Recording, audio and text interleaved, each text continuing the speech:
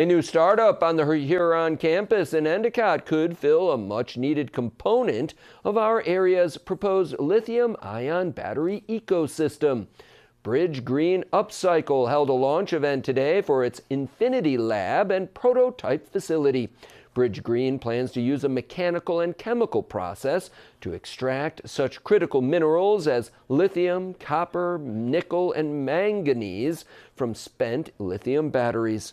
The goal is to produce high-grade black mass and high-purity precursor materials that can be used to produce new batteries.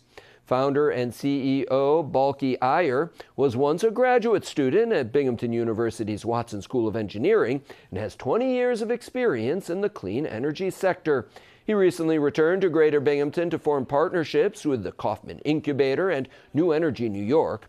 He says precious minerals that can be hard to source and have been connected to unsafe and criminal mining practices should not be going into a landfill. And that's really what Bridge Green's mission is, to take these critical minerals back from these batteries that are spent and then put it back into the circular economy. And actually by doing that, we almost made what is an expense of these batteries, that we are relying a lot on foreign supplies today, and make it more like an investment so that we can keep doing this in an infinite loop. This is, by the way, the second time a company has proposed recycling lithium-ion batteries on the Huron campus. Back in 2018, South Korean company Sunjil announced plans to recycle 3,000 tons of spent lithium-ion batteries annually through a baking process.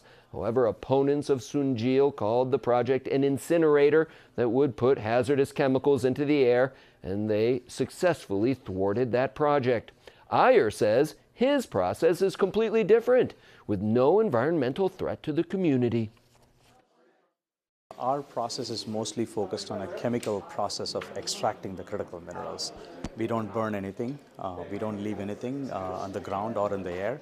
Our mission is very clear. We want nothing in the air, nothing on the ground. We want to do it as a very low carbon way, an extremely environmentally friendly way. We obviously will engage with the community very much deeply before we start any of these stuff. Iyer says he has been developing the technology for the past 2 years and that the company is still another 2 years away from having a full-fledged system in play. Once it is fully functional, though, Iyer says Greenbridge could employ more than 100 people operating what amounts to an urban mine, supplying critical minerals to battery gigafactories throughout the region.